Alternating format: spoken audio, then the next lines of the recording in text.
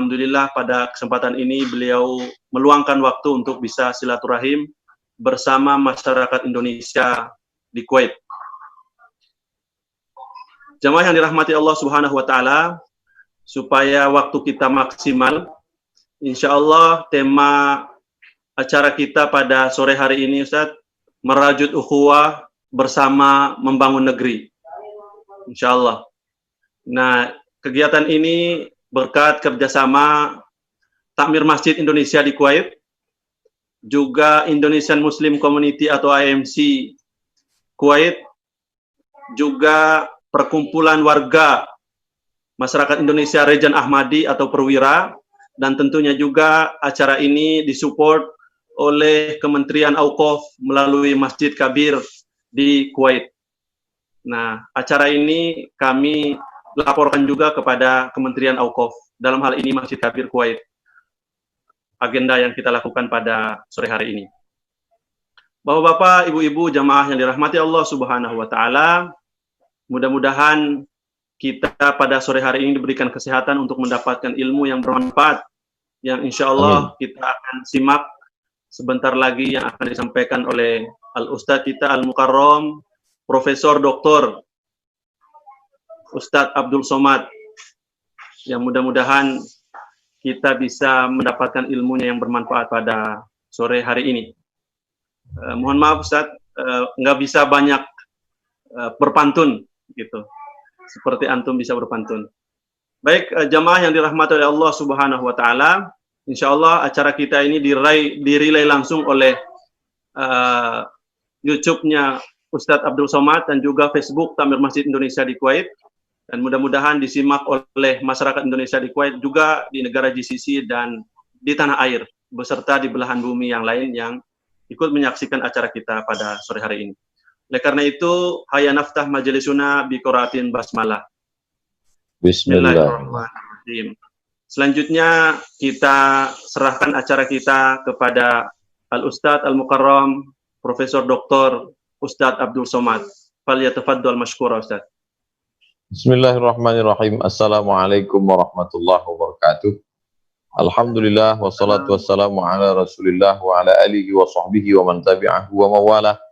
Yang saya hormati Indonesian Muslim Community Kuwait, Takmir Masjid Indonesia di Kuwait, tak dapat saya sebutkan satu persatu. Insya Allah kita semua dimuliakan Allah Subhanahu wa taala.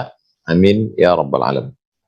Tema kita merajut ukhuwah bersama membangun negeri.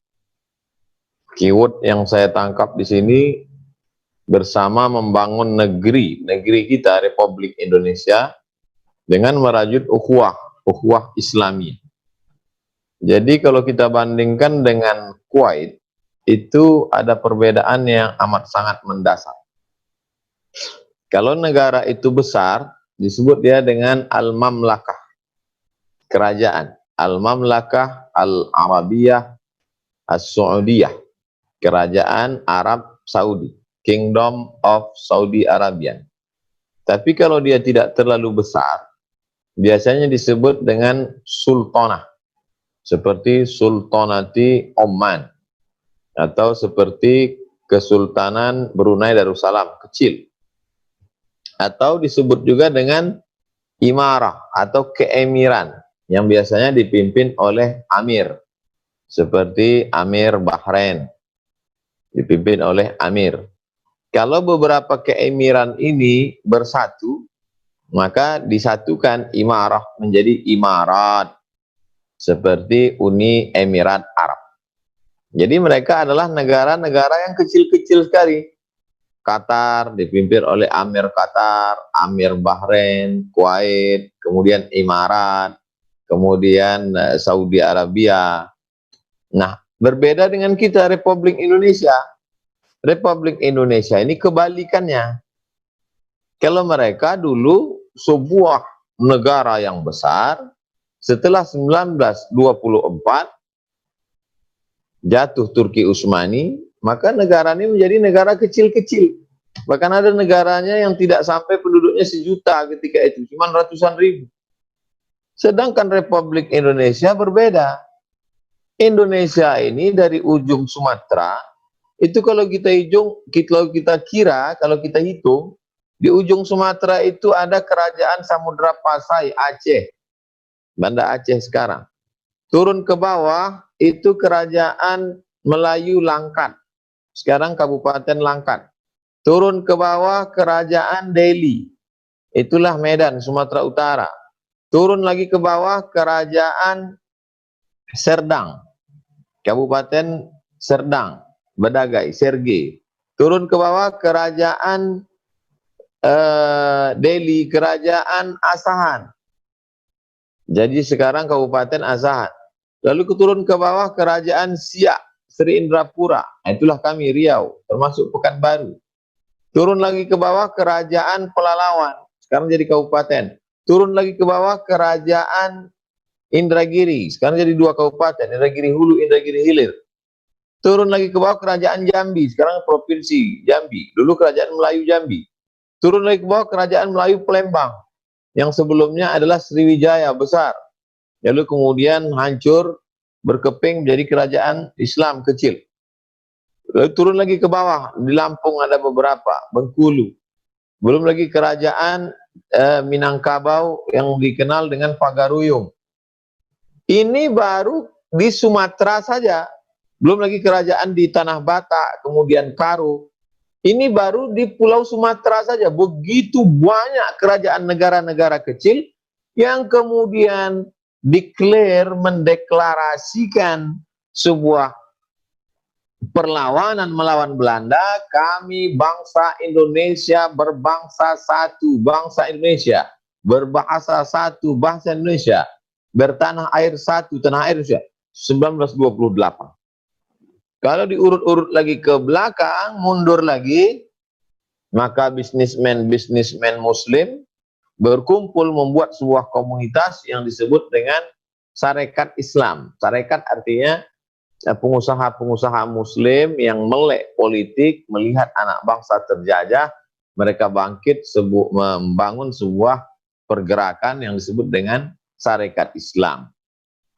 Lalu kemudian muncullah ormas-ormas 1912, ormas Muhammadiyah dengan Kiai Haji Ahmad Dahlan. Kemudian 1926 Hadratus Syekh Hasyim Asy'ari bersama dengan Syekh Wahab Hasbullah, bersama Syekh Bisri Sansuri, Kiai Haji Bisri Sansuri, Kiai Haji Wahab Hasbullah, bersama para ulama, bangkit ulama, Nahdlatul Ulama.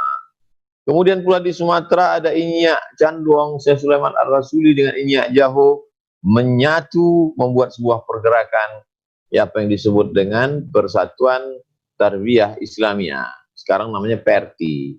Lalu kemudian 30 November 1930 di Medan, Sumatera Utara, berdirilah karena melihat umat ini tercabik-cabik, berpecah-pecah karena perbedaan mazhab, sampai putus hubungan, maka disatukan lagi dengan sebuah organisasi bernama Al-Jam'iyatul Wasliyah. Al-Jam'iyah artinya organisasi, Al-Wasliyah yang menyambungkan lagi, menghubungkan. Maka menjadilah akhirnya menyatu semua ini pada 17 Agustus 1945, tampillah Presiden Soekarno bersama Bung Hatta, maka mendeklarasikan proklamasi kemerdekaan bangsa Indonesia. Dengan halangan rintangan yang luar biasa, datang Belanda, datang sekutu, datang pula Jepang yang pura-pura seperti menolong, ternyata musuh dalam selimut. Datang pula merongrong dari dalam komunis, revolusi komunis yang luar biasa, 19 Musso, lalu kemudian pemberontakan Musso, lalu kemudian pemberontakan G30 SPKI, tapi Indonesia luar biasa. Oleh sebab itu, kalau dikaitkan antara merajut ukhuwah bersama membangun negeri, maka kita sebagai mayoritas yang paling bertanggung jawab terhadap persatuan dan kesatuan bangsa Indonesia. Maka biasanya kita akan bersatu kalau melihat ada musuh bersama. Maka kalau tidak ada musuh bersama, kita mempermasalahkan yang sepele-sepele, yang remeh-temeh. Ini sengaja saya ceritakan, saya awali tadi berbandingan dengan Kuwait, supaya kita mengerti sejarah. Jangan sampai anak cucu kita tidak mengerti sejarah bangsa kita. Kita yang sebelumnya terdiri dari, jangan bayangkan Belanda itu datang lalu nenek moyang kita itu tidur di pokok kayu sama seperti binatang, tidak punya peradaban. Kami di Riau 1946 baru bergabung dengan Republik Indonesia, itu 1723 sudah punya kerajaan. 1723 punya kerajaan.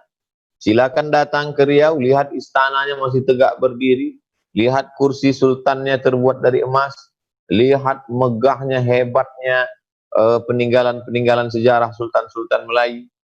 Tapi kemudian dengan legowo karena cinta kepada bangsa Indonesia, akhirnya 13 juta gulden emas Sultan Syarif Kasim, Sultan Melayu Siak terakhir, menyerahkannya kepada Presiden Soekarno untuk perjuangan bangsa Indonesia, lalu kemudian berdaulat, cinta tanah air. Jadi kita mengalahkan ego kesukuan, ego kedaerahan, demi untuk menjaga, membangun negeri bersama, yaitu bernama Negara Kesatuan Republik Indonesia ini. Oleh sebab itu, ini cerita, kisah ini mesti kita riwayatkan ke anak-anak kita.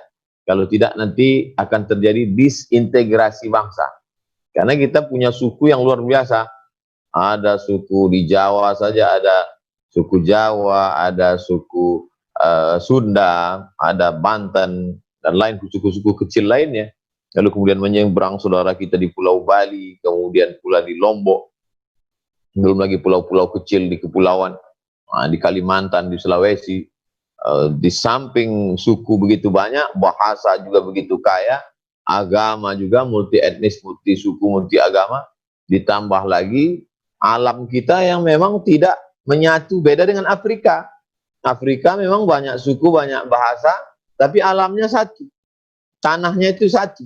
Kita ini dari Pulau Sumatera menyeberang ke Kalimantan, menyeberang ke Sulawesi.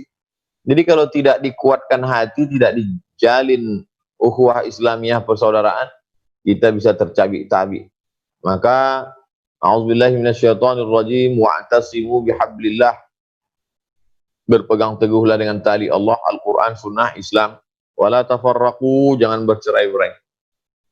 Wadhkuru ni'matallahi alaikum, ingatlah nikmat Allah kepada kamu, idh kuntum a'daan, ketika dulu bermusuhan. Fa'allafa baina qulubikum, lalu dikaitkan Allah hati, disatukan Allah. Wa asbahtum bi ni'matihi ikhwana, lalu kemudian kita menjadi bersaudara. Wa kuntum ala syafa hufratin, ingat dulu kita di jurang bibir neraka, hampir masuk neraka. Fa anqadhakum minha, lalu kemudian Allah menyelamatkan kita. Kadzalika yubayyinullahu lakum ayatihi la'allakum tahtadun, demikianlah Allah mengingatkan supaya kita mendapatkan hidayah. Setelah kita bisa bersaudara, dipersaudarakan oleh agama la ilaha illallah Muhammadur Rasulullah. Yang tidak muslim kita dipersaudarakan oleh Negara Kesatuan Republik Indonesia, dasar negara Pancasila, Undang-Undang Dasar 1945. Lalu kemudian kita pun bisa melihat ke depan apa yang bisa kita lakukan sebagai bangsa yang besar. Kita dulu bangsa besar luar biasa. Presiden Soekarno ketika datang ke Maroko disambut sampai ada satu jalan di Rabat itu, tempat saya kuliah dulu, Syarif Ahmad Soekarno. Disambut oleh Raja Hasan II tahun 60. Presiden Soekarno menggunting pita. Rakyat Maroko meneriakkan yel-yel, Viva Bandung, Viva Bandung. Karena waktu itu luar biasa pengaruh dari Konferensi Asia Afrika yang ada di Bandung. Jadi kita dulu, kalau dulu ada dua blok barat, blok timur, barat Amerika, timur dengan Uni Soviet, sekarang Uni Soviet sudah tumbang. Maka kita sebagai bangsa yang besar, apalagi di tengah komunitas muslim, negeri terbesar muslim di dunia, dengan jamaah umrah terbanyak di dunia, apa kontribusi yang bisa kita lakukan terhadap perjuangan saudara kita di Palestina? Apa yang bisa kita buat terhadap saudara kita yang tertindas di Rohingya?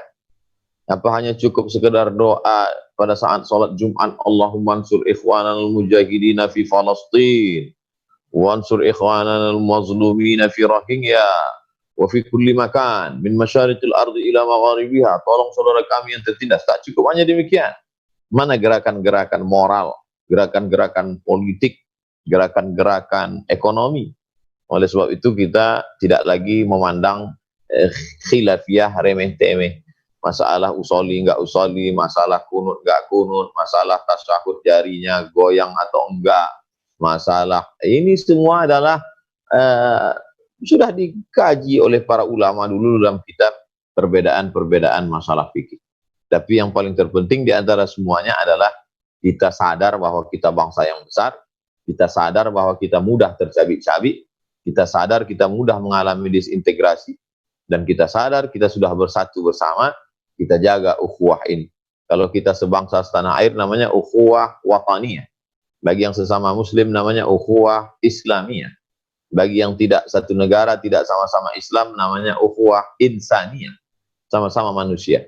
Kalau kita sadari ini, kita bisa bersama, dan yang membuat kita bisa bersama itu bahwa kita menyadari kita berasal dari asal yang sama, hina, berada di tempat yang sama, dunia, akan mati masuk ke lubang yang sama, lubang tanah, dan nanti akan dibangkitkan di padang mahsyar menghadap Tuhan yang sama, Allah. Pada saat itu yang kita bawa hanyalah amal. Jadi dalam rangka beramal ini tidak bisa sendirian, kita mesti beramal bersama. Wa tawassaw bil haqq wa tawassaw bis sabr. Saling nasihat menasihati dalam kebenaran, saling nasihat menasihati dalam kesabaran. Maka saya amat sangat senang karena bisa dilibatkan dalam Indonesian Muslim Community Kuwait. Kemudian pula yang menyatukan itu masjid Indonesia di Kuwait. Maka peradaban Islam itu dibangun dari masjid. Masjid ini ada dindingnya, ada tiangnya, ada atapnya. Maka bangunan ini kalau berserakan dia tidak manfaat apa-apa. Tapi ketika ada dinding, ada tiang, ada atap, ada lantai, bisa menjadi kesatuan. Di sana bernaung umat, mendekatkan diri kepada Allah, maka bisa membangun peradaban yang luar biasa. Peradaban Islam berdasarkan peradaban masjid. Masjid adalah sujud. Orang yang sujud merendahkan dirinya di hadapan Allah, saat itu Allah akan angkat derajatnya. Tapi begitu manusia sudah mulai angkuh dan sombong, maka radadnahu asfala safilin. Kami jatuhkan dia pada level yang paling rendah, paling tak berharga, paling tak bernilai di hadapan Allah Subhanahu wa ta'ala. Cara kita menjaga persatuan dan kesatuan ini, kembali ke masjid, back to mosque. Mari makmurkan masjid dengan sholat berjamaah. Tidak bisa, ikuti protokol kesehatan. Tetap jaga jarak, tetap pakai masker. Tapi yang namanya persatuan, kesatuan jangan sampai hilang.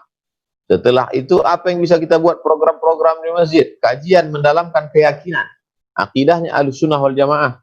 Fikihnya dengan tetap mengamalkan fikih mazhab Syafi'i dan menghormati mazhab-mazhab lain. Karena ini juga bagian dari Ahlussunnah wal Jamaah. Akhlak tetap dijaga. Ada perbedaan dalam fikih, ada perbedaan dalam akidah furu', ada perbedaan dalam ijtihad. Tapi dalam masalah akhlak kita sama-sama. Karena kita adalah orang-orang yang melihat manusia itu sebagai diri kita sendiri. La talmizu anfusakum, jangan hina orang. Karena berarti menghina orang, berarti menghina diri sendiri. Mencaci maki ayah orang berarti mencaci maki ayah dan ibu kita sendiri. Menuduh orang kafir, kalau dia tidak kafir berarti kafir itu akan kembali kepada yang menuduh.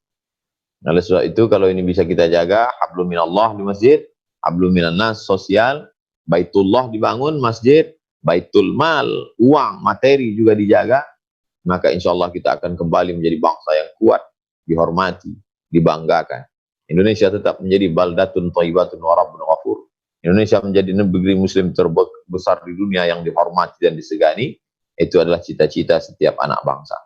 Saya kira sebagai pengantar dialog kita petang ini, saya sudah jelaskan dari masa perjuangan sampai saat ini, apa-apa saja yang membuat kita bersatu dan apa perjuangan kita untuk tetap bersatu. Merajut ukhuwah bersama membangun negeri Indonesia baldatun thayyibatun wa rabbun ghafur. Selanjutnya kita lebih banyak berdialog, tanya jawab, baik terkait dengan tema ataupun masalah lain. Saya kembalikan kembali ke moderator. Terima kasih. Wassalamualaikum warahmatullahi wabarakatuh. Waalaikumsalam warahmatullahi wabarakatuh. Jazakumullah khairul jaza, Ustadzna yang sudah memberikan gambaran tentang persatuan di antara kita, tentang pentingnya ukhuwah al-wataniyah wal insaniyah. Mudah-mudahan kita bisa amalkan dan juga kita bisa dialog pada siang hari ini, insya Allah waktunya masih ada dengan Ustadz kita. Fadol bagi jemaah yang ingin bertanya terkait dengan tema kita pada siang hari ini, yaitu merajut ukhuwah bersama membangun negeri, ataupun pertanyaan-pertanyaan yang lain, silakan bisa nanti yang bertanya langsung kepada Ustadz. Insya Allah kami persilakan kepada 2 orang untuk bisa pertanyaan live kepada Ustadz kita. Selanjutnya nanti mungkin Ustadz juga bisa monitor di layar pertanyaan-pertanyaan yang disampaikan oleh para jamaah, insya Allah. Kami persilakan yang sudah masuk kepada kami adalah dari Oman.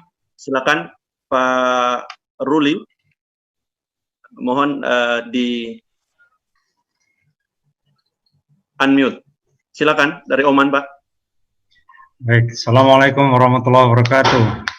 Waalaikumsalam warahmatullahi wabarakatuh.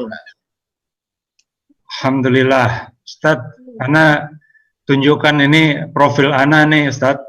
Ini ketemu Ustadz di pesawat 2018. Barakallahu fikum. Jazakumullah khairan.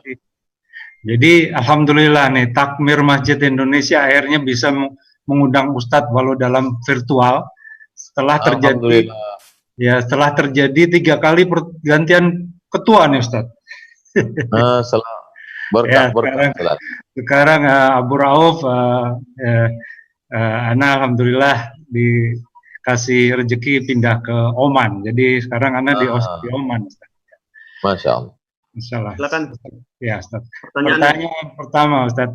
Ini berkaitan dengan sering Ana datang ikuti kajian Ustaz gitu, bahwa menyebarlah ke negara-negara lain untuk nantinya membangun negeri gitu. Ya, salahnya salah satunya kalau mau memahami ilmu pidana perdata, pergilah ke Leiden sana gitu kan ya. Jangan dibelajar di tempat lain gitu. Nanti kalau ada masyarakat kita yang butuh perlindungan, nggak ada yang bantu gitu. Gitu. Masya Allah. Sekarang pertanyaannya, Ustadz, ini anak-anak kita juga banyak yang sudah nyebar di Eropa sana ya, Ustadz, bahwa ada pertanyaan, mereka itu sekarang kalau Isya itu jam 11 malam, subuh jam 2. Nah, sehingga nggak bisa, kalau mau tahajud dia bilang nanti bablas katanya. Apakah boleh Ustadz ini tahajud tanpa tidur? Itu yang bicara mengenai sholat tahajud. Dan yang kedua, bagaimana kita menghadapi atau sebagai umat Islam menyikapi Hagia Sophia ini, Ustaz? Jazakallah khair. Baik, ya, wayakum. Langsung dijawab atau satu pertanyaan lagi, Ustaz? Saya jawab langsung, akhi. Fadol, Ustaz. Anak-anak umat Islam yang berada di seluruh dunia menuntut ilmu umum maupun agama jangan dikotomikan. Yang belajar agama Islam, dia sedang mengkaji ayat-ayat yang tersurat.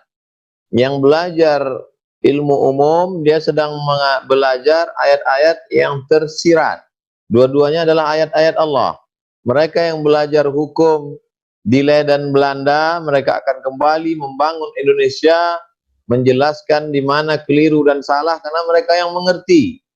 Tapi hatinya tetaplah la ilaha illallah Muhammadur Rasulullah. Prinsip hidupnya adalah menebarkan keadilan, rahmatan lil alamin. Bukan menjadi orang yang sektarian. Militannya militan untuk menebarkan kebaikan.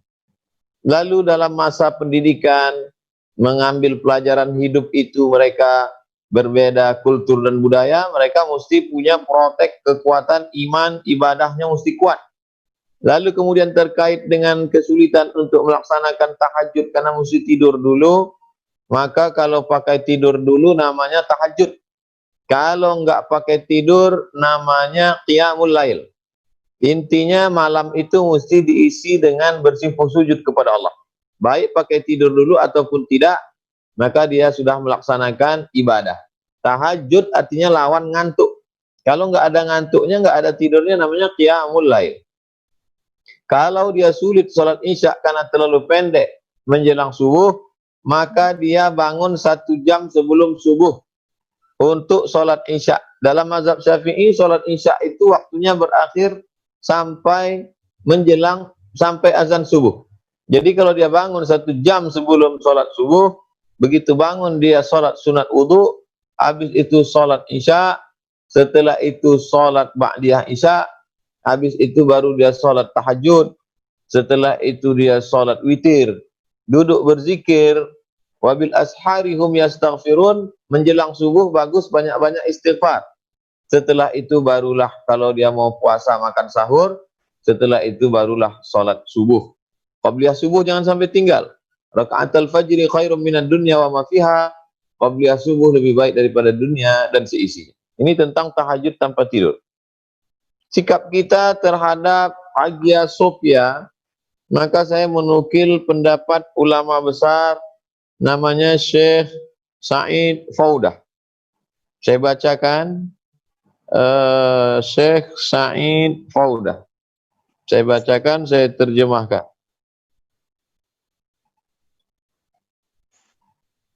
Mudah-mudahan bisa dipahami dengan baik.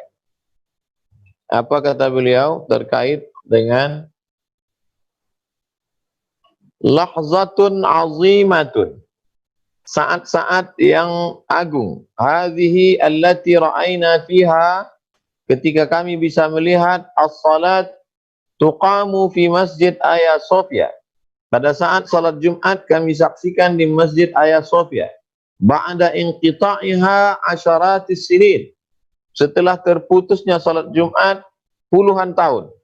Wa bughdun nazar an jami'i ara'il mu'taridina wa ghairil radin, terlepas dari pendapat-pendapat pro dan kontra. Wa bughdun nazar aidan anil hisabat al-khassah lil jami' siyasatan kanat siyasah wa ghairu siyasiyah, siyasiyah wa ghairu siyasiyah, terlepas dari berbagai macam pandangan apakah terkait politik atau tidak. Fanahnu nuhanni'ul ummatal islamiyyata ala hadzal hadath al-muhim, maka kita mengucapkan selamat kepada seluruh umat Islam atas peristiwa yang besar ini. Wa nad'u Allah Ta'ala, kita berdoa kepada Allah, ayyubna ala dzalik ma min sya'nihi, kita berdoa kepada Allah Subhanahu wa Ta'ala agar diberikan kebaikan, dibangunkan bangunan seperti bangunan yang kokoh, yang agung, yang hebat, kemudian menghancurkan segala yang menolak dan menafikan itu semua. Allahumma amin. Nah, jadi beliau sebagai seorang, fokus beliau di akidah, kita ambil pendapatnya amat sangat baik. Syekh Said Faudah. Demikian sikap kita menyikapi, lepaskan politik, lepaskan pro kontra, yang jelas ini adalah syiar yang luar biasa. Demikian, wallahu a'lam bishawab.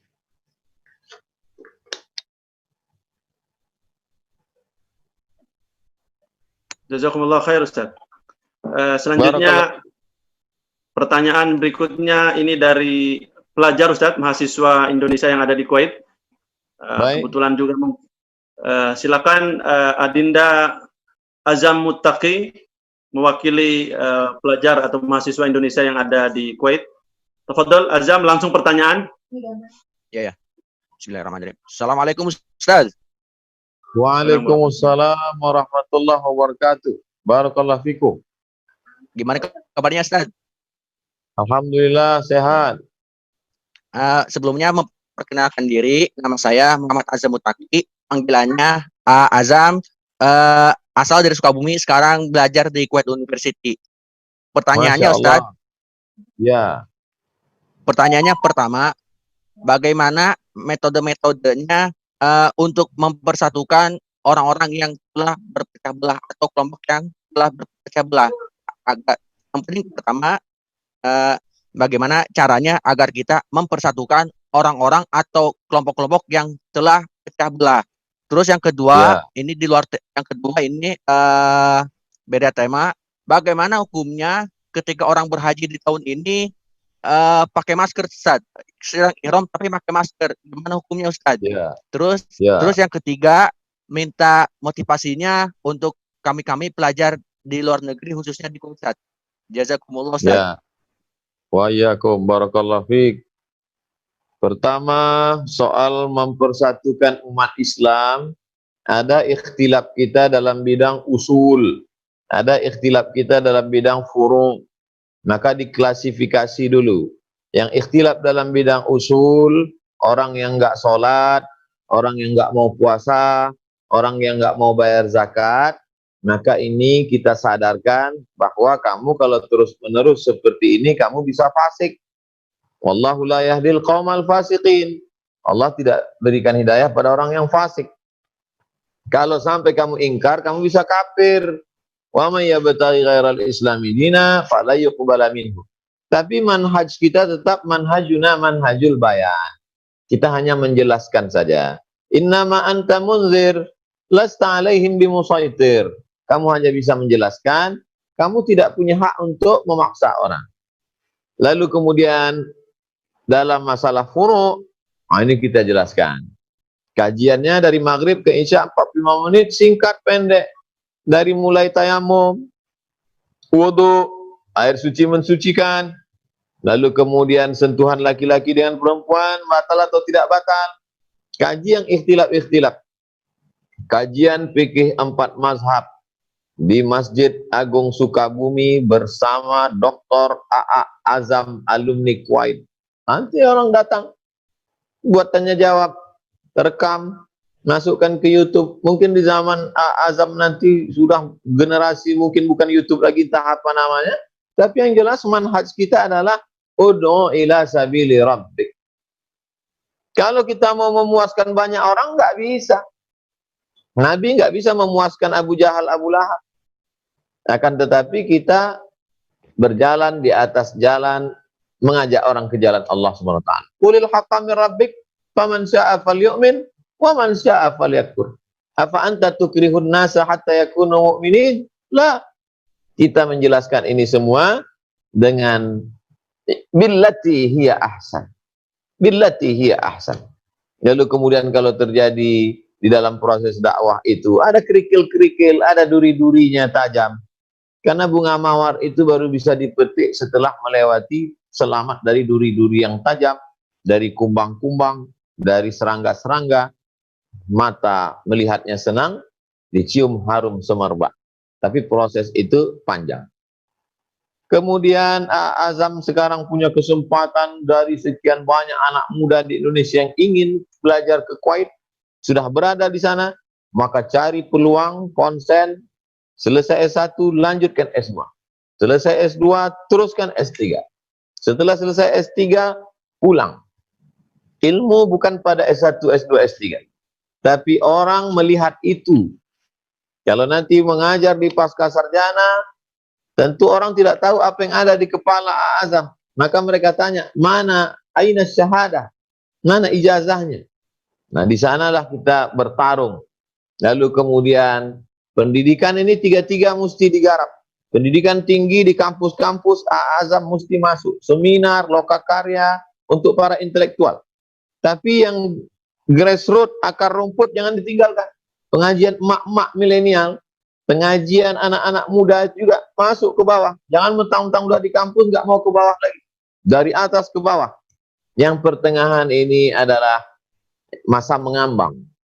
Yang tidak jelas. Kemana air kencang, arus itu diikut. Maka itu juga digarap. Komunitas-komunitas. Nah ini semua.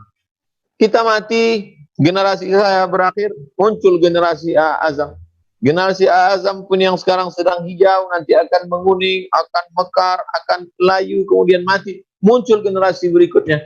Wa tilkal ayyamu nudawiluha bainan nas. Demikianlah hari-hari itu kami pergantikan silih berganti. Untuk apa? Liya'lamallahu alladzina amanu minkum. Liya'lamallahu alladzina amanu wa yattakhidha minkum syuhada. Allah ingin melihat siapa yang imannya istiqamah dan Allah ingin melihat siapa yang ingin matinya menjadi syahid. Iskariman au mut syahidan. Demikian. Wallahu a'lam bishawab. Jazakumullah khair Ustaz. Selanjutnya ini ada yang bertanya via langsung live ini. Ini Ketua AMC Ustaz yang akan bertanya. Ketua MC kita, dan mudah-mudahan minta doa dari antum juga. Beliau ini sedang dikasih ujian berupa sakit nih Ustaz. Cuman beliau mesti sempatkan untuk bertanya langsung kepada antum. Tafadhol, Mas Surabaya tulisannya ini. Pak Arif Santoso, silakan.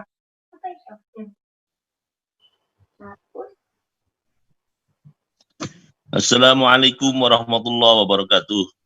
Waalaikumsalam warahmatullahi wabarakatuh. Jazakumullah khairan Ustaz Abdul Somad atas kehadirannya. Ya. Mohon maaf kalau suara saya agak kurang jelas.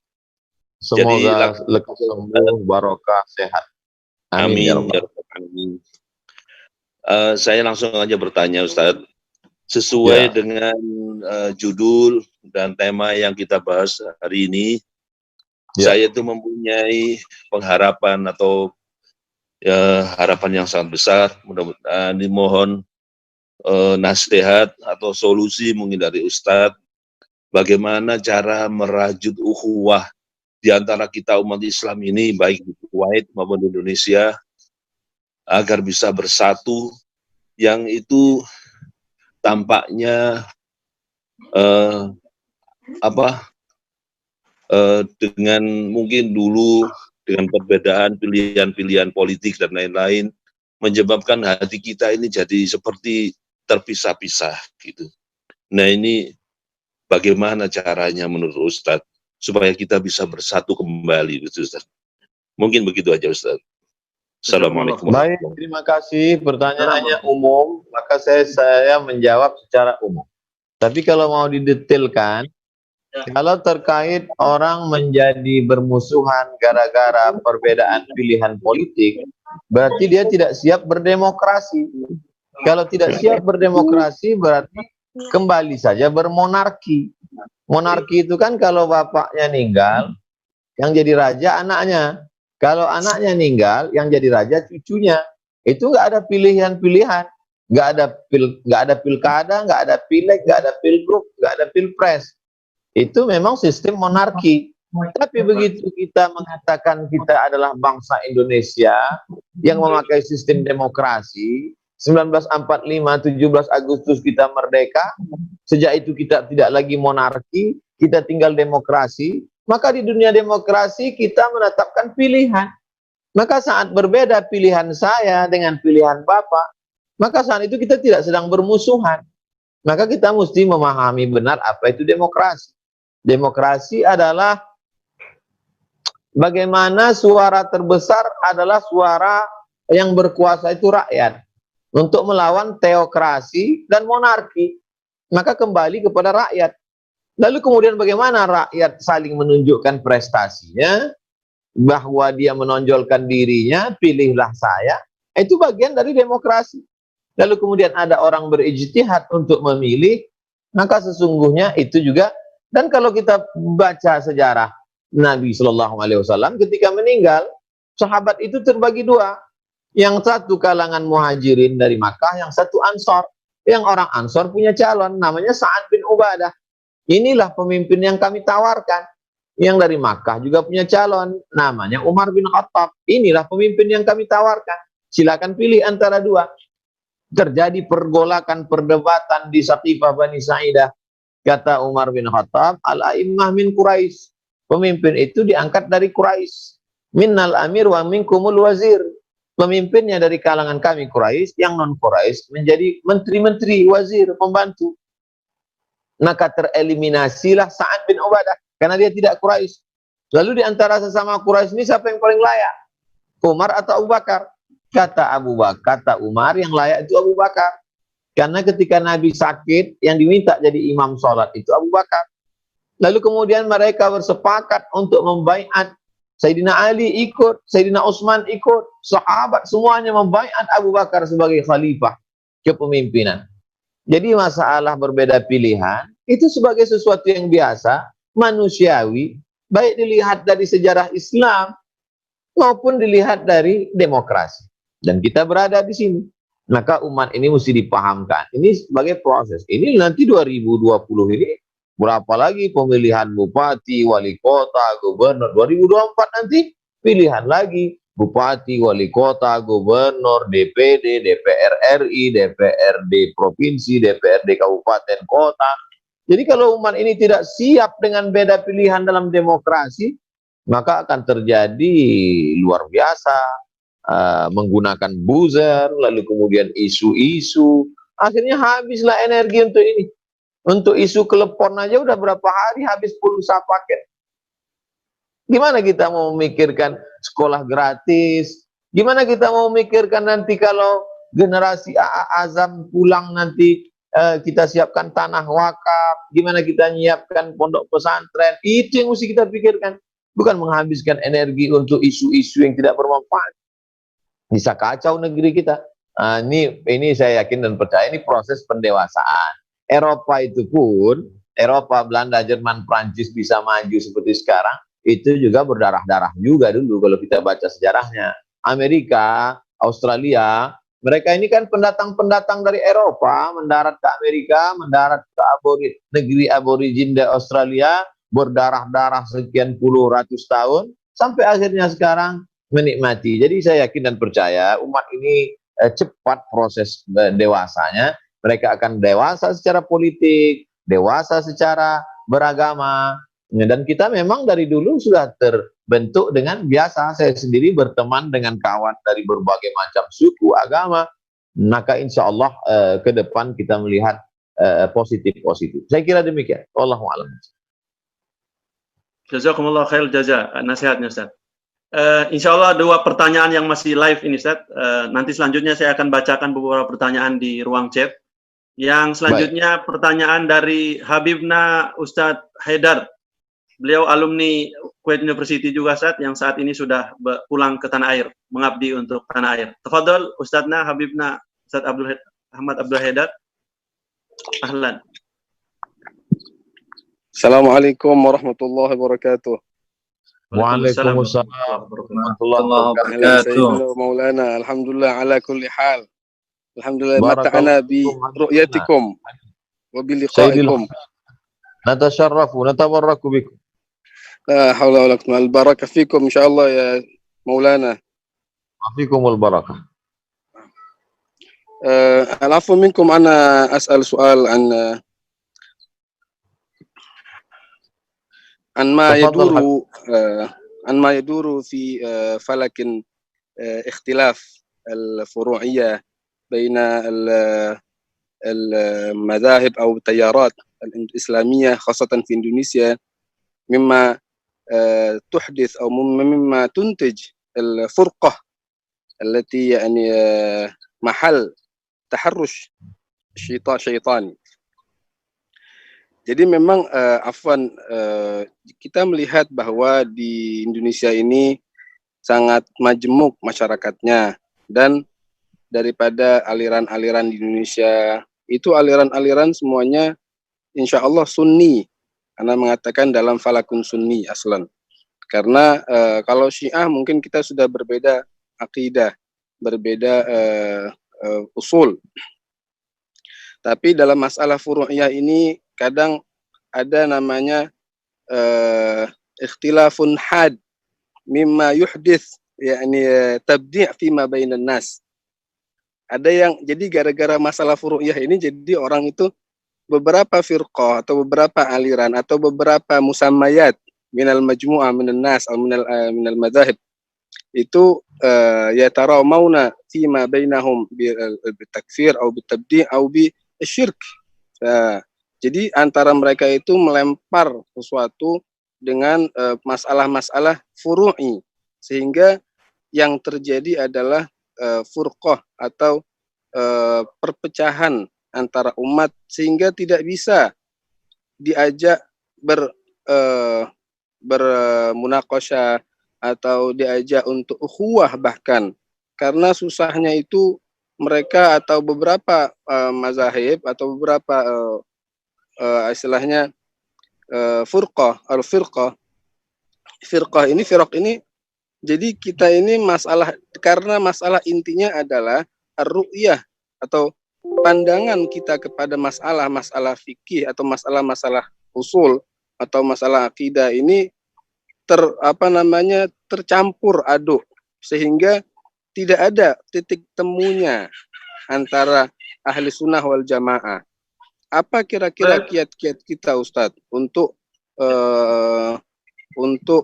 menyambungkan dan juga mengajak untuk dialog secara insani, secara maftuh ilmi, sehingga ada namanya titik temu yang bisa membuat kita ini lebih kuat, lebih solid dalam Indonesia.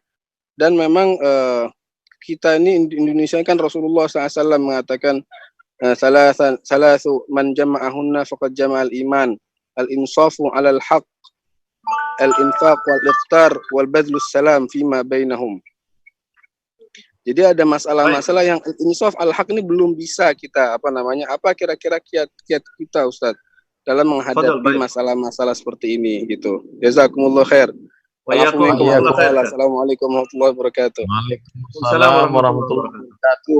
Habibana Al-Habib Haidar, hafizahullah, nafa'anallahu bi ghaziri ulumihi wa bi husni adabihi wa lutfihi. Ruwiya fi Sunan At-Tirmidzi, diriwayatkan dalam kitab Jami' At-Tirmidzi, inna syaitan qad ya'isa an ya'budahul musallun. Syaitan sudah putus asa untuk menggoda orang yang sholat. Jadi kalau orang sudah sholat, silaturahim, itu syaitan sudah putus asa. Walakin akan tetapi dia goda dari pintu yang lain, fit tahrish, yaitu menanamkan permusuhan di dalam hati orang-orang yang sholat itu.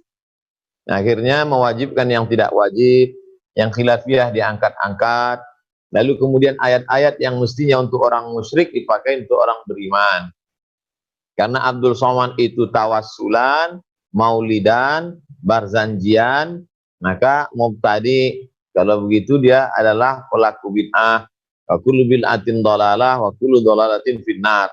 Maka semua yang mendengarkan ceramahnya juga masuk neraka. Subscriber, follower, viewernya juga masuk neraka.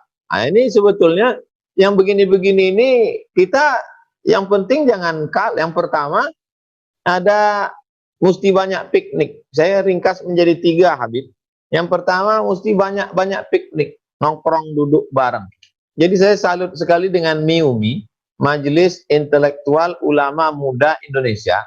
Di situ ada yang Asy'ari, Syafi'i Tulen, Kiai Haji Idrus Ramli, bisa satu majelis dengan UBN yang alumni Madinah. Dan di sana ada orang filsafat yang tamat dari barat, Dr. Fahmi Zarkashi. Jadi saya lihat di sana ada orang Muhammadiyah, Ustadz Fahmi Salim.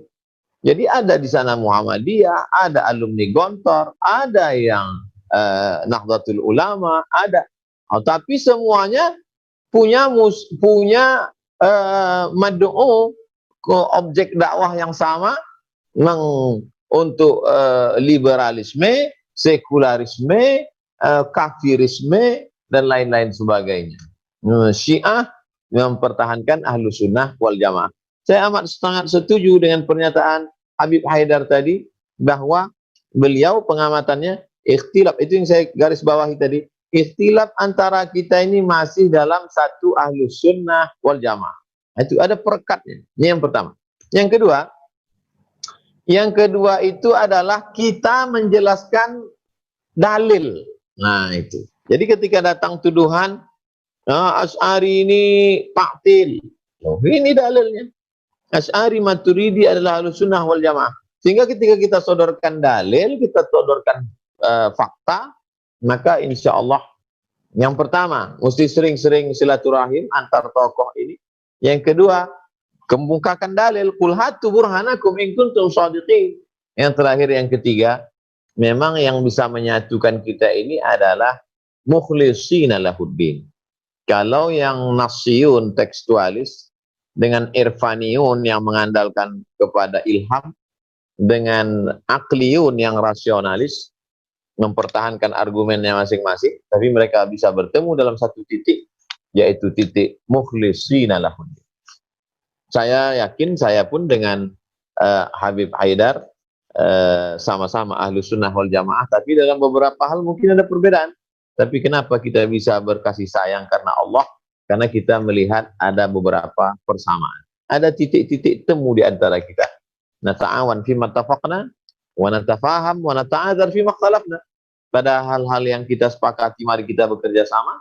Pada hal-hal yang kita berbeda, mari kita berlapang dada menerima perbedaan. Ilallahi marji'ukum jami'an, kepada Allah semuanya akan kembali.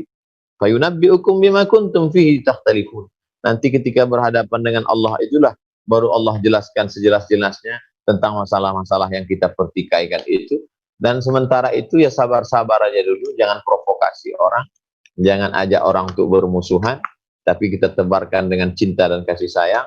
Pandanglah orang itu dengan pandangan abi'ainir rahmah, memandang mereka dengan pandangan kasih sayang, menyelamatkan dari kemusyrikan, menyelamatkan dari kekafiran, menyelamatkan dari hasad dengki, membawa kepada jalan Allah Subhanahu wa taala. Demikian Habibana, wallahu a'lam bishawab.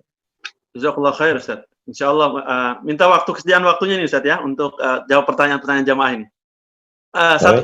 Satu lagi pertanyaan live ini Ustaz, ini muassis Ta'mir Masjid Indonesia di Kuwait yang bisa langsung bertanya kepada kita, Abu Rafa atau Alex Syafi'i yang ingin bertanya secara langsung. Tafadhol. Assalamualaikum Ustaz.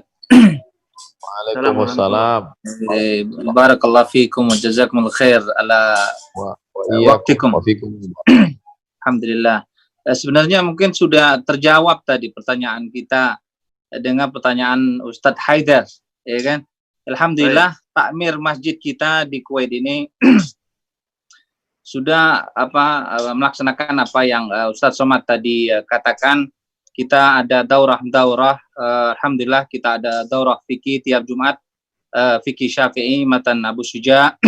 Kemudian kita juga undang-undang Ustadz dari Indonesia, salah satunya yaitu Ustadz Somad. Alhamdulillah kita dahulu ada juga kedatangan Ustadz Syafiq Riza Basalamah, Ustadz Budi Azhari, Ustadz Yusuf Mansur. Jadi kita mencoba takmir masjid kita ini untuk menimba ilmu dari semua sumber.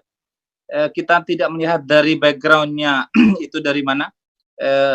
Yang penting kita menimba ilmu selaku orang yang love house dengan ilmu agama. Alhamdulillah saat ini kedatangan Ustadz Somad di Kuwait. Alhamdulillah. Alhamdulillah. Pertanyaannya mungkin sama seperti tadi itu, dengan kegiatan-kegiatan yang kita laksanakan di Masjid Indonesia di Kuwait khususnya, kita mencoba untuk merangkul semua.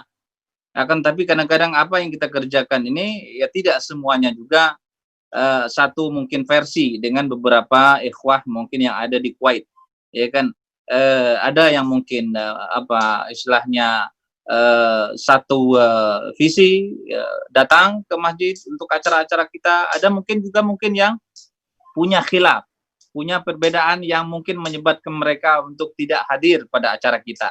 Bahkan mungkin ada yang vice versa, malah mungkin istilah milenialnya mungkin agak-agak clash dengan acara yang kita perbuat.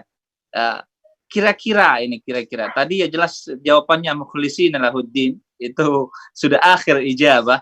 Akan tapi kira-kira kiat-kiat kita ke depan apa kira-kira istilah selain dari mukhlisin lahuddin, dengan tambahan dari mukhlisin lahuddin, supaya kegiatan kita di masjid ini insyaallah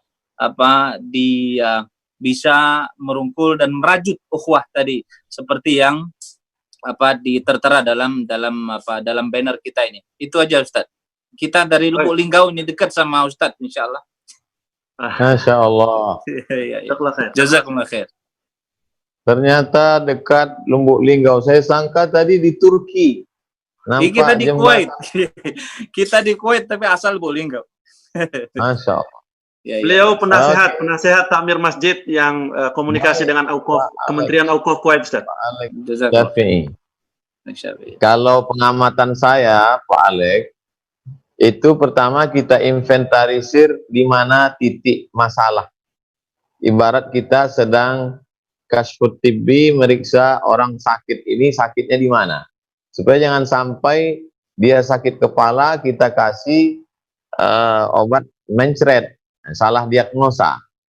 Jadi kalau ngundang ustadz, kita undang ustadz yang menyelesaikan masalah, bukan nambah masalah baru. Jadi kalau kehadiran saya ke Kuwait menyelesaikan masalah, saya datang.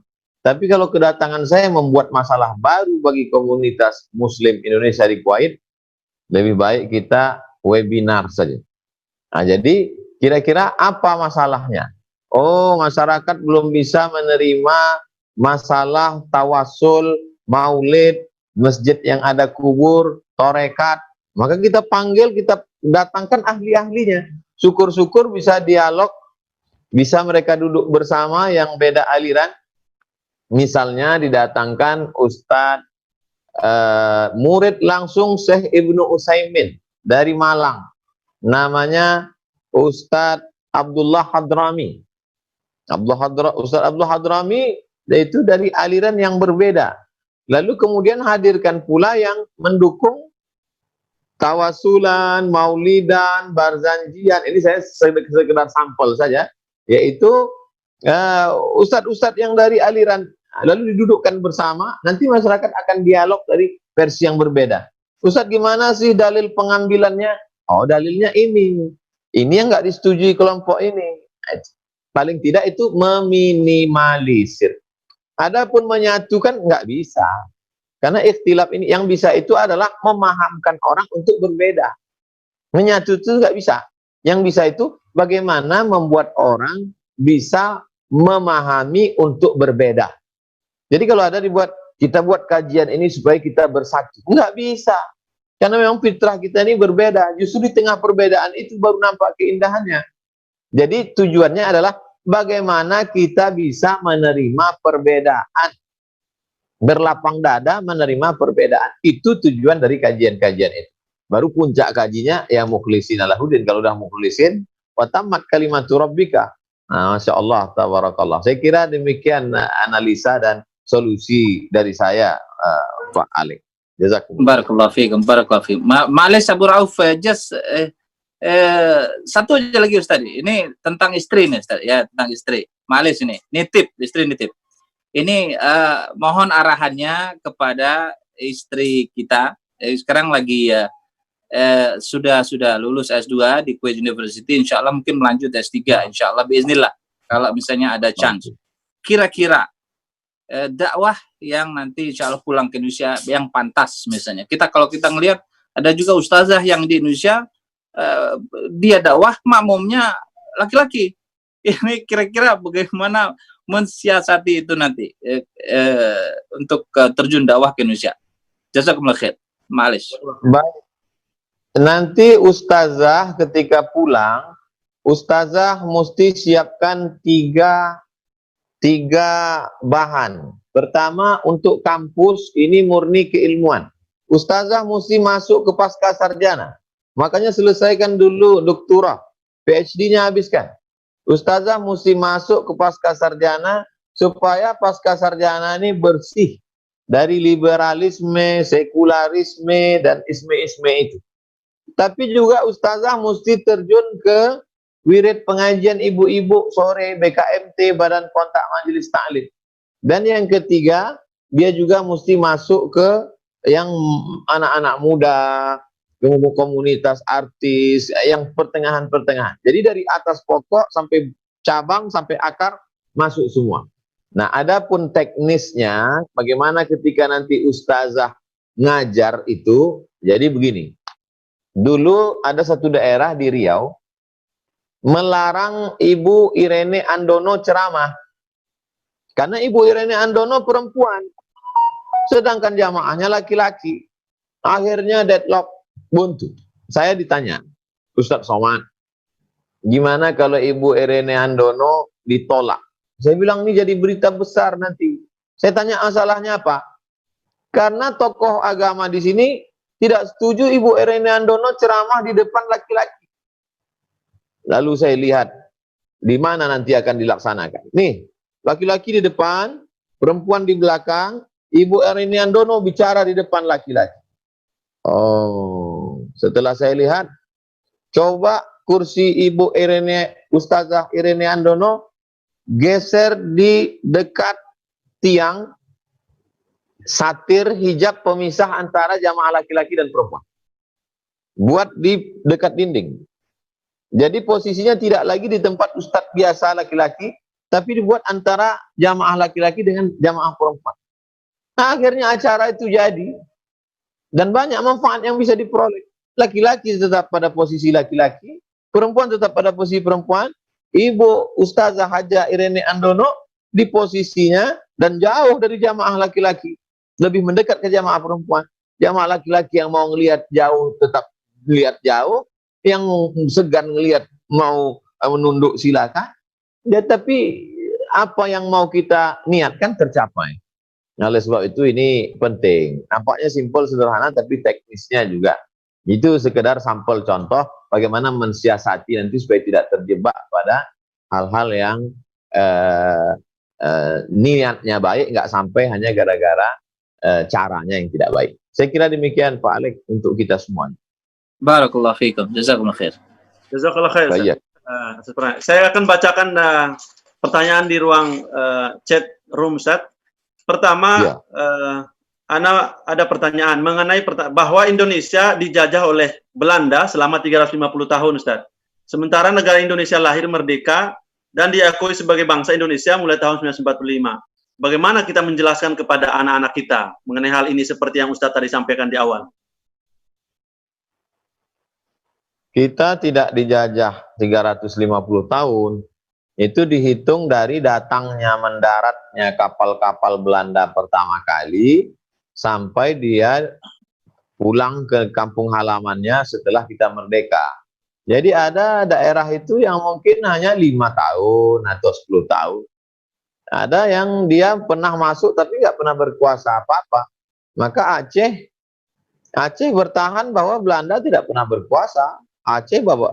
Belanda babak belur di Aceh. Oleh sebab itu beberapa daerah pernah, tapi karena kita ini Indonesia digabung semua, kalau per daerah itu, jadi kita jelaskan secara sejarah di kerajaan ini pernah sekian tahun.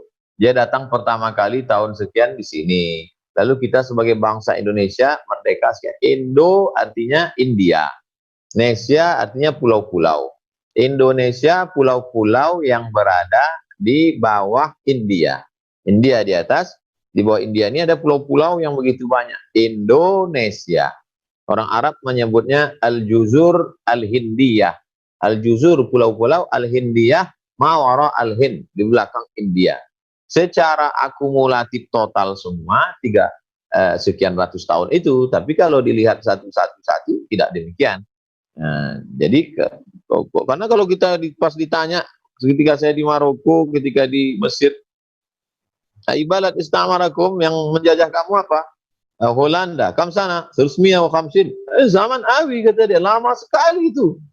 Nah, itu jadi kita jelaskan secara total, tapi prakteknya tidak demikian. Wallahu a'lam. Jazakallah khair. Pertanyaan berikutnya, saya selesaikan, ada beberapa pertanyaan di ruangan chat ini, Ustaz. Siapa yang lebih berhak untuk saya dahulukan dalam pembagian daging kurban? Orang muslimkah tapi jauh dari rumah, atau tetangga yang kaya tapi dekat dari rumah? Bagaimana, Ustaz? Al-jiranu salasatun. Jiran itu ada 3. Pertama, muslimun. Muslim, haknya 1. Yang pertama kafirun. Tetangga yang kafir, non muslim. Ini bukan kata saya. Kata Imam Ibnu Hajar Al-Haytami, nama kitabnya Al-Fathul Mubin Bisyarhil Arba'in. Al-jiranu salasatun. Jiran itu ada 3. Pertama kafirun, tak Islam. Dia punya hak 1, hak tetangga. Yang kedua muslimun, haknya 2, hak sebagai tetangga dan hak sebagai muslim. Yang 3 muslimun qaribun, haknya 3, sebagai tetangga, sebagai muslim, sebagai hubungan kerabat, keluarga. Oleh sebab itu walaupun dia tidak Islam, kita bagi hewan kurban. Dengan syarat kurbannya kurban sunat. Membagi hewan kurban kepada tetangga non-muslim merupakan salah satu bentuk al-birru. Birru kan untuk walidain, kedua orang tua. Coba lihat ayatnya. Laisa la yanhaakumullahu 'anil ladzina lam yuqatilukum fid din wa lam yukhrijukum min diyarikum an tabarruhum. Kamu boleh berbuat baik pada mereka selama mereka tidak mengusir kamu dari kampung halamanmu, mereka tidak membunuh kamu, antabarruhum, berbuat baik kamu pada tetangga kamu yang non-muslim. Wa tuqsitu ilaihim, bersikap adil kamu kepada mereka. Nah, demikian tentang tetangga non-muslim tadi. Adapun muslim yang kaya, maka sesungguhnya hewan kurban itu dibagi 3. Sepertiga untuk ahli bait, keluarga, sepertiga untuk jiran tetangga, sepertiga untuk fakir miskin. Jadi semuanya bisa dapat. Nah, kalau 2 kilo yang ini nggak dapat, buat lebih kecil, sekilo satu plastik. Yang penting semuanya dapat. Demikian. Wallahu a'lam bishawab. Jazakallah khair. Terkait dengan kurban ini, Ustaz. Insya Allah kalau kita kurban di Indonesia, lalu jam 8 waktu Indonesia di kurban sudah disembelih. Sedangkan di Kuwait masih jam 4. Apakah kita sudah boleh potong kuku dan rambut sunnah-sunnah yang itu, Ustaz? Tentang masalah potong kuku dan rambut, itu dilihat matla'. Matla' artinya tempat terbit hilal di mana orang yang melakukan ibadah. Jadi kalau orang melakukan ibadahnya di Kuwait, maka dilihat matla' Kuwait. Jangan melakukan ibadah di Kuwait, lihat matla'nya. Matla' itu penampakan. Penampakan hilalnya dilihat di waktunya dilihat di Indonesia, nggak bisa begitu. Jadi kalau kebetulan orang Indonesia di Kuwait, maka dia kalau mau ikut sunnah tadi motong-motong itu ya pada tanggal 31 Juli mengikut waktu Kuwait. Hari Jumat pagi mengikut Kuwait. Dan saya jelaskan bahwa potong kuku dengan potong bulu badan itu sifatnya sunat, bukan wajib. Jadi kalau ada orang yang motong kuku, motong bulu badan di 10 hari sebelum menyembelih itu tidak merusak kurbannya. Karena bukan rukun, bukan syarat, bukan wajib. Sifatnya sunat. Dilaksanakan baik. Wallahu a'lam. Baik, Ustaz. Mohon maaf ini, Ustaz. Minta waktu sedikit ini. Ada beberapa pertanyaan ini. Apa hukum membeli kaplingan tanah kubur, padahal kita nggak tahu di mana kita akan meninggal? Tentang menyiapkan tanah untuk kubur itu hukumnya mubah. Banyak dilakukan oleh para ulama dulu. Silakan baca kitab Ar-Risalah Al-Qusairiyah. Yang tidak boleh itu mewasiatkan saya mesti kubur di sini. Ternyata dia meninggalnya di tempat yang jauh. Saya membeli tanah lalu saya wakafkan. Kalau kebetulan aku mati di sini, tolong kuburkan aku di sini. Tapi kalau pas ceramah saya mati di Makassar atau di Papua, nggak perlu jenazah saya bawa naik pesawat ke situ karena memberatkan. Nah, jadi menyiapkan tanah kubur, tanah wakaf, hukumnya mubah. Yang tidak boleh itu wasiatkan ke orang dimanapun aku mati nanti mesti bawa ke sini. Itu tidak betul. Wallahu a'lam. Baik, Ustaz. Ini Ustaz kami sudah diingatkan memang waktunya habis, kita lewat ini, Ustaz. Minta waktunya boleh, Ustaz, untuk menyelesaikan pertanyaan 2-3 pertanyaan ini, Ustaz. Kira-kira memungkinkan? Ya. Ya, afan, Ustaz. Ya, baik, jazakallah khair. Ini ada pertanyaan selanjutnya, Ustaz. Umat hari ini bermacam-macam, di antara tidak ada yang kena di antara dia tidak kenal khilafah. Sampai ikut a priori dengan istilah khilafah atau khalifah, begitu. Bagaimana kita bergerak untuk melakukan perbaikan umat? Yang kedua, batasan bermuamalah dengan orang yang berbeda pandangan politik. Begitu, Ustaz. Orang yang berbeda pandangan politik itu tidak kafir. Maka berbeda pandangan politik secara demokrasi memang diakui. Secara agama pun diakui. Itu kan ijtihad. Kita setelah melihat, membaca, berijtihad. Jadi biasa-biasa aja. Kita tetap bermuamalah. Sedangkan dengan berbeda akidah saja kita tetap boleh muamalah. Nabi meninggal, Nabi ketika meninggal masih punya utang 30 sok gandum. Bajunya tergadai di tangan orang Yahudi. Beda akidah. Masa beda caleg aja kelahi? Beda akidah aja bisa bertetangga. Nabi dengan orang Kristen Najran itu beda akidah. Waktu orang Kristen Najran datang ke Madinah disambut oleh Nabi. Bukan dipancung kepalanya. Lalu kenapa karena beda pilihan lalu jadi caci maki bermusuhan? Itu kan demokrasi. Kita sudah pakai demokrasi secara total. Menjelaskan orang yang anti khalifah dan khilafah, ya bagi intelektual ya tulis buku. Dan saya banyak ceramah menjelaskan bahwa ketika Nabi meninggal digantikan oleh Abu Bakar, Abu Bakar meninggal digantikan oleh Umar, Umar meninggal digantikan oleh Sayyidina Ali, Ali meninggal digantikan oleh Sayyidina Utsman, Utsman meninggal digantikan oleh Sayyidina Ali. Kalau setelah Ali meninggal digantikan oleh Sayyidina Hasan 6 bulan. Kalau di total semua Nabi dengan 5 Abu Bakar, Umar, Utsman, Ali, Hasan ini semuanya 40 tahun.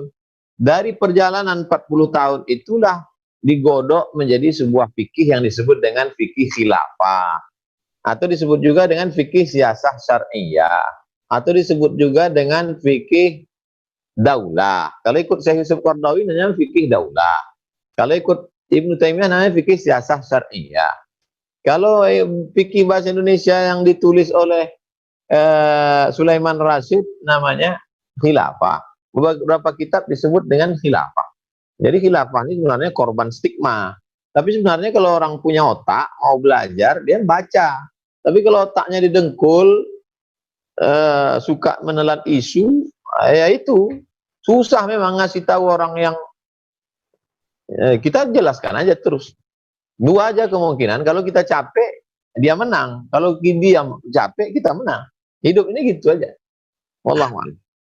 Baik, Ustaz. Baik. Dua pertanyaan terakhir, Ustaz.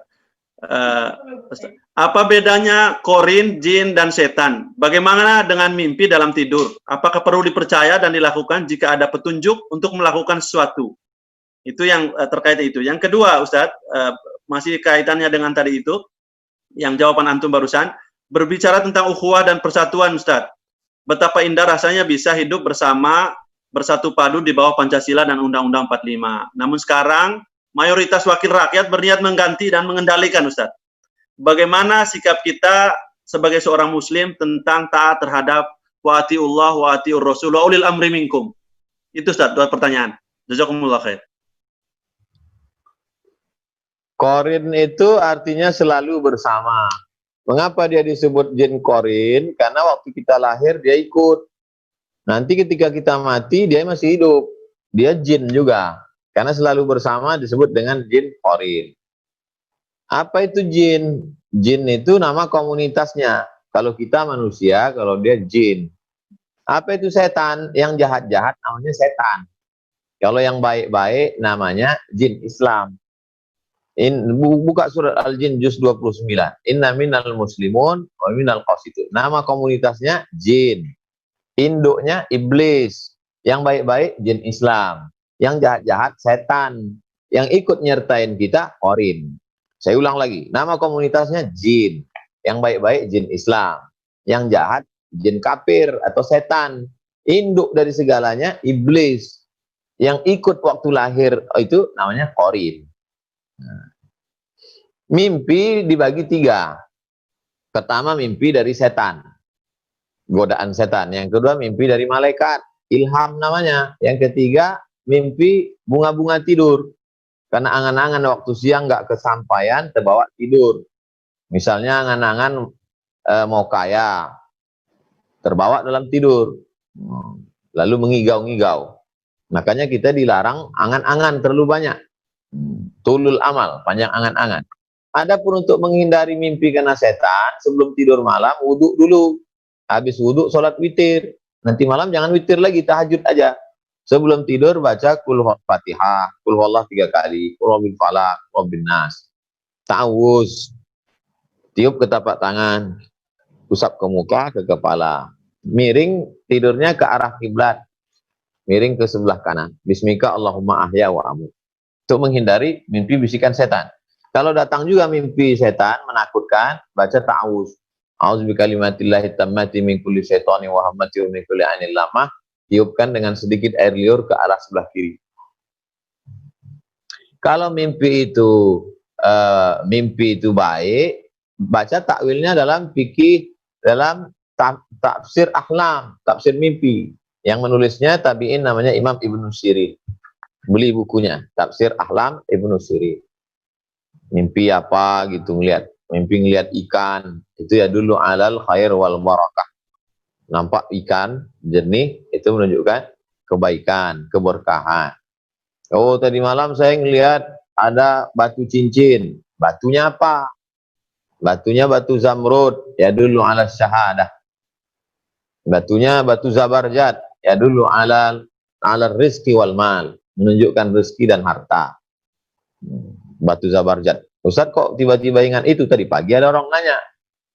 Saya buka takwilnya. Oh, itu maknanya kalau mimpi zamrud dengan zabarjat. Ada kitabnya semua. Islamnya agama lengkap sempurna. Kemudian bagaimana kita dengan wakil rakyat? Wakil rakyat yang taat pada Allah, yang amanah, kita ikut. Kalau dia maksiat, pezina, perampok, pelaku maksiat, dia menang karena cuma bayar sawer 300.000 per orang, kita nggak perlu ikut. Karena kalau kita ikut, kita masuk neraka sama dia. Akan datang, jangan dipilih lagi. Masyarakat yang bodoh-bodoh, yang miskin-miskin ini dicerdaskan. Makanya umat Islam jangan sibuk caci maki, bangkitkan ekonomi. Kalau ekonomi bangkit, umat Islamnya kaya, dia nggak akan mau nyoblos pembohong penipu. Cuman modal 200.000. Ya, habis itu dia duduk makan duit rakyat untuk mengembalikan modalnya. Makanya umat Islam jangan habis energi cuman bahas kunut subuh, tahlilan, maulidan, marhaban. Umat Islam tetap miskin, susah melarat. Bangkitkan ekonomi umat. Semuanya berawal dari ekonomi. Kenapa buzzer-buzzer, hater-hater itu mau punya satu orang 50 akun mencaci maki ulama, membusukkan ustadz? Ya karena mereka punya duit. Oleh sebab itu umat Islam mesti kaya.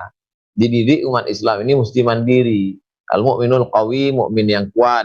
Khairun, lebih baik. Wa ahabbu ilallah, lebih dicintai Allah. Minal mu'mini dha'if, daripada mukmin yang lemah. Demikian. Allahu a'lam. Jazakumullah khairul jazaa Ustaz. Masih banyak sebenarnya pertanyaan dari jemaah, insya Allah karena waktu kita terbatas. Ini terakhir sekali Ustaz. Apakah Ustaz bersedia nanti kalau diundangkan ke Kuwait Ustaz? Coba diteliti apa positifnya, diinventarisir apa positifnya, apa negatifnya. Karena ke Kuwait itu ongkosnya mahal, tiketnya berapa, pesawatnya berapa. Kalau cuma datang untuk foto-foto kan mubazir. Lebih baik undang Ustadz Abdullah Hadrami. Undang Ustadz Abdullah Hadrami. Ustadz Abdullah Hadrami itu salafi. Ini kan pengurus ini kejang-kejang ngadapi salafi kan? Undang Ustadz Abdullah Hadrami. Supaya dia jelaskan betul apa itu salafi. Dia 4 tahun talaki dengan Syekh Ibnu Utsaimin. Sementara yang salafi-salafi ini cuma ngaku-ngaku ketemu Syekh Ibnu Utsaimin aja nggak pernah. Di Makkah jadi TKI. Bukan TKI itu rendah hina, tidak. Mereka pahlawan devisa. Tapi ketika pulang ngaku-ngaku, qala Syekh Ibnu Utsaimin. Ente emang ketemu? Enggak, baca bukunya. Loh ini orang talaki 4 tahun sama Syekh Ibnu Utsaimin. Cari nomor Ustadz Abdullah Hadrami, presentasikan.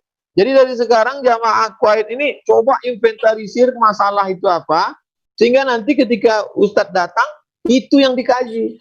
Jangan Ustadz yang datang bergizi, berkualitas, talaki 4 tahun, judulnya, marilah membina ukhuwah. Ukhuwah apa dikaji lagi? Coba kaji detail, bergizi. Tema-temanya itu yang dalam, spesifik. Gimana masalah duduk di atas aras? Gimana masalah? Nah, itu yang mesti dikaji. Insya Allah Ustaz, kalau yang terkait dengan itu memang nggak ada masalah. Cuman yang bermasalah tadi itu mungkin terkaitan dengan beda pandangan pilihan kemarin Ustaz. Jadi itu yang mungkin seperti yang ditanyakan oleh penasihat Mas Takmir Masjid tadi Pak Alex Safi itu. Jadi kalau dengan teman-teman murid-murid Ustadz Utsaimin nggak jadi masalah dengan kita di Kuwait Ustaz, terutama program Takmir Masjid. Ada saudara-saudara kita yang lain Ustaz yang anti khilafah tadi itu. Saya menyimpulkan masalah tadi itu dari ungkapan Ustadz Haidar. Saya bisa menangkap indikasi dari omongan Ustadz Haidar. Oh, berarti di Kuwait masalahnya ini. Apakah itu masalah Ustadz Haidar setelah pulang? Wallahu a'lam. Masalah kadrun-kadrun, masalah cebong-cebong, masalah itu ya di siapa kira-kira Ustadz? Ustadz Aikal Hasan, Ustadz Anu. Saya kan biasanya pengajian itu cuma penggalangan dana. Saya selalu dibawa penggalangan dana karena suara saya kuat. Sedekahlah. Jadi kalau targetnya bukan untuk itu mubazir. Kuwait itu jauh, tiketnya mahal. Kita buat webinar gini selesai. Insyaallah khair, insyaallah Ustaz. Khair insyaallah Ustaz. Jazakumullah khair. Penjelasannya ya tadi barusan sudah disampaikan oleh nasihat takmir masjid, insyaallah mudah-mudahan kita inventaris dan lain sebagainya. Terakhir Ustaz, mohon doa dari antum semuanya untuk menutup kajian kita pada sore hari ini atau sudah menjelang malam di tanah air. Mudah-mudahan tanah air kita tercinta Indonesia baldatun thayyibun wa rabbun ghafur, dan Amin. juga kami yang ada di Kuwait juga sama, ataupun di negara-negara saudara-saudara kita yang muslim insyaallah. Tafadhol Ustaz untuk menutup pertemuan kita dengan doa. Tafadhol. Al-Fatihah. A'udzubillahi minasyaitonirrajim. Bismillahirrahmanirrahim. Alhamdulillahirabbil alamin, arrahmanir rahim, maliki yaumiddin. Iyyaka na'budu wa iyyaka nasta'in. Ihdinas shiratal mustaqim. Shiratal ladzina an'amta 'alaihim ghairil maghdubi 'alaihim waladdallin. Amin. Allahumma jama'na ma'al habibil mustafa fi jannatikal ula. Satukan kami bersama Nabi Muhammad SAW dalam surga Jannatul Firdaus. Allahumma ja'alna minal mutahabbina bijalalik. Jadikan kami termasuk orang-orang yang berkasih sayang karena Engkau. Azillana tahta zilli arsyika yauma la zilla illa zilluk. Beri kami naungan di bawah singgasana arasmu pada hari itu tak ada naungan kecuali naungan Engkau ya Allah. Allahumma ftah qulubana, bukakan pintu hati kami. Allahumma faqihna fid din wa 'allimna ta'wil. Dalamkan ilmu agama kami, ajarkan kami pemahaman yang benar. Allahumma alif baina qulubina, satukan hati kami. Allahumma ja'alil jannata mathwahum. Orang-orang yang sudah mendahului kami jadikan surga sebagai tempat tinggal mereka ya Allah. Rabbana fil lana dzunubana, ampunkan dosa kami, wali abaina, ayah kami, wali ummahatina, ibu kami, wali azwajina, keluarga kami, wali zuriyatina, anak cucu keturunan kami. Bil khusus saudara-saudara kami yang berada di Kuwait yang sedang menuntut ilmu, kuatkan hati mereka supaya belajar sampai magister, sampai doktor. Pulang mereka ke negeri kami Indonesia menjadi suluh di tengah gelap, sirajam munira, liunziru qaumahum idza raja'u ilaihim, memberikan peringatan kepada umat Indonesia. Allahumma jadikan negeri kami baldatan thayyibatan, jadikan negeri kami Indonesia baldatun thayyibatun wa rabbun ghafur. Ya'tihi rizquhu min kulli makan, terbuka pintu rezeki dari segala penjuru. Allahumma khtim lana bi husnil khatimah wa la taqtim alaina bi su'il khatimah. Wa sallallahu ala sayyidina Muhammad wa ala alihi wa sahbihi wasallam, walhamdulillahi rabbil alamin. Taqabbalallahu minkum, taqabbal ya karim. Terima kasih kepada seluruh masyarakat Indonesia di Kuwait. Mohon maaf atas segala kesilapan, kata-kata yang tidak berkenan di hati. Mudah-mudahan silaturahim kita tetap terjalin, tersambung dengan baik. Aqulu qawli hadza astaghfirullah li wa lakum. Wassalamualaikum warahmatullahi wabarakatuh.